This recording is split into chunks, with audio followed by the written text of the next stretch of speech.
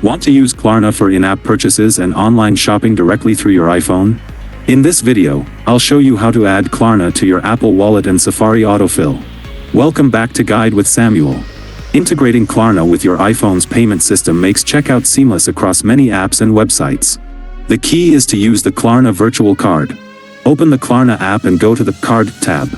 If you have a Klarna card, you'll see its details. Tap to reveal your virtual card number, expiration date, and CVV. Now, open your iPhone settings app and go to Wallet and Apple Pay. Tap Add Card and then enter card details manually. Input the details from your Klarna virtual card. After verification, it will be added to your Apple Wallet.